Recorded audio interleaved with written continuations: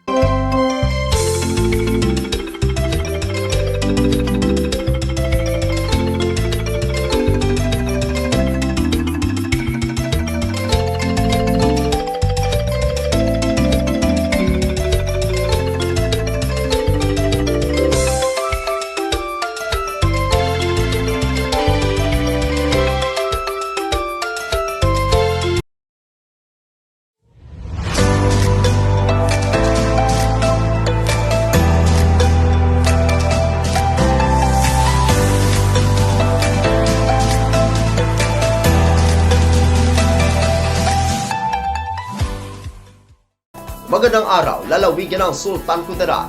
Narito na ang mga pangunahing balita sa Sultan Kudarat Headliners ngayong Pebrero 29, taong 2024. LTO Extension Office sa bayan ng Esperanza, bukas na. Narito ang ulat. Ngayon makakakuha na ng mga kailangan sa Land Transportation Office o LTO sa bagong bukas na LTO Esperanza Extension Office sa bayan ng Esperanza ang mga mamamayan nito, maging ang mga karatig bayan at lalawigan ng Maguindanao del Sur. Ayon kay LTO 12 Regional Director Melharie Tomawis, ang bagong tanggapan ng LTO ay magbibigay ng kumbiyente sa mga motorista para sa mga transportation-related transactions. Ang LTO Esperanza Extension Office ay maaaring kumuha ng mga cater motor vehicle renewal, new driver's license application, driver's license renewal at maging mga serbisyo sa law enforcement at traffic adjudication. Dagdag pa ni Tomawis na ang ginawang ito ay nakahanay sa mandato ni Pangulong Ferdinand R. Marcos Jr. ay ipalapit ang serbisyo ng pamahalaan sa mga tao. At ang bagong LTO Esperanza Extension Office ay nagpapakita ng ating pangarap na magtagumpay, magtaglay ng kahusayan at magmalasakit sa kapakanan ng ating mga mamamayan. Ang LTO Esperanza ay ang ikabilang 8 field office sa Sorsogon Region kasama ang mga district offices, licensing, driver's license renewal at mobile offices. Dumalo sa pagbubukas ng tanggapan ng mga pinuno ng LTO 12 kasama si Esperanza Mayor Charles Frederick Plotenia at mga pinuno ng bayan na ginanap ang seremonya noong ika-27 ng Pebrero taong kasalukuyan. Ako ang inyong kaibigang Apolinario Tony Valencia para sa Sultan Kudarat Headliners. Lebak Municipal Police Station, may bagong hepe. Narito ang ulat. Itinalaga na bilang bagong hepe ng Lebak Municipal Police Station si Police Lieutenant Colonel William Ladawan Pascoy Jr. sa ginanap na turnover of office ceremony na pinangunahan ni Police Colonel Christopher M. Bermudez, ang Provincial Director ng Sultan Kudarat Police Provincial Office o SKPPO, kaninang umaga sa Lebak Land Transport Complex, Barangay Kinudalan, bayan ng Lebak, lalawigan ng Sultan Kudarat. Si Police Lieutenant Colonel Pascoy Jr. ang pumalit sa posisyon ni Police Lieutenant Colonel Julius R. Malcontento bilang hepe ng Lebak Municipal Police Station na nagsilbi ng 1 taon at 10 buwan sa bayan ng Lebak.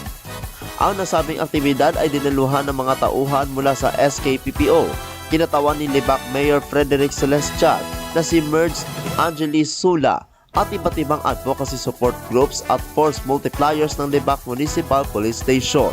Ako ang inyong kaibigang Apolinario Tony Valencia para sa Sultan Kudarat Headliners.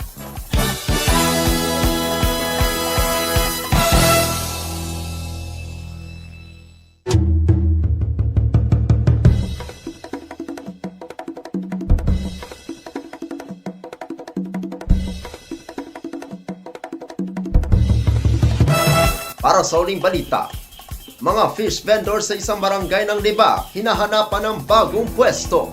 Narito ang ulat. Personal na kinausap ni Punong Barangay Ray Buendia ang mga nagtitinda ng isda mula sa Barangay Kinudalan matapos umabot na sa tanggapan ang sumbong kaugnay sa tila kabuting nagsusulputan sa kahabaan ng Poblasyon 1. Sa isang tagpo, nakita ni Punong Barangay Ray Buendia makaraang kanyang itong personal na kinausap ang mga nagtitinda ng isda na aktong nagtitinda sa katabing electric cooperative. Ayon kay Punong Barangay Buendia, batid niyang peligrong hatid para sa kaligtasan ng mga nagtitinda ng isda at mamimili dahil bukod sa walang permit, lubhang mapanganib. Napabilang din ito sa road obstructions na mahigpit nitong ipinagbabawal sa batas. Batay sa Memorandum Circular Number 2022-085 sa ilalim ng Sections 447 at 458. Sinabing ipinagbabawal ang bagay na nakakabalakid sa kalsada na ang layunin ay para sa kaligtasan ng lahat, lalo na sa nakatayong illegal na konstruksyon sa pampublikong lugar. Matatandaan parang kabuti lang nagsusulputan sa kalsada ang mga nagtitinda ng isda simula noong pagkatapos ng pandemic kung saan ang kadalasan ng kanilang katuwiran ay para sa kanilang anak na mag-aaral.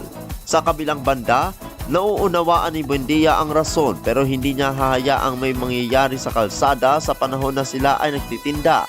Habang hinanapan na ng pwesto ang mga nagtitinda ng isda sa Poblasyon 1 pero agad nilinaw ni Buendia na wala siyang inisyong permit para sa kanilang panindang isda kundi ito lang ay remedyo para iwas sa kuna. Samantala, wala pang sagot ang Fish Vendor Association sa ganitong kalakaran lalo't nagpapatuloy ang investigasyon ng Barangay Local Government Unit ng Timpuan, Police Maritime Bureau of Fisheries and Aquatic Resources at Philippine Coast Guard kung saan tungkol sa di umano'y illegal na dynamite fishing. Ako ang inyong kaibigang Apolinario Ferdy Valencia para sa Sultan Kudarat Headliners.